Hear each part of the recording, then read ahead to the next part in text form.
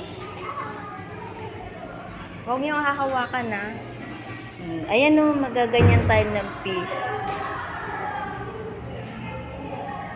Dito na. Nak. Ate.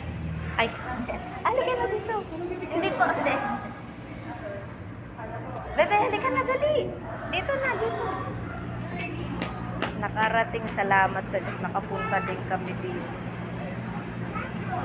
Ito pala talaga nang ang pinaka main ng Nak, mahulog ka.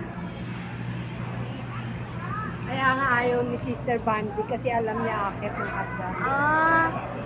Hirap na po siya. Hirap na po siya. Ako nga kung bumaba ito lang ang gamit ko eh. Bumaba naman na kayo. Hanap ko kayo itong tinapay. Naon. Basta hindi yung mga bata lang. Ay, meron ka na? Kayo sis, meron na? Make lang, Wala kontakin pa? ko na sa website. Ha, si Amira po meron na. Sige, uwi mo na to. Ay! Hanap ko na kayo. Sige. Akala ko wala pa si Divin po eh. Meron. Sige. Sige mo na lang sa baba. Salamat po. Hindi ko na. Ano? Bumili ng shin ramen. Nang? Sa loob? Oo. Sa Korean food. Masarap daw yun. Pero hindi ko pa natikman. Kapag minsan nagsisili sila dyan, buy one, take one. Kasi sumasabihin mo kapag nagsil, gusto ko kasi yung noodles, yung hangko. Naksakiyo.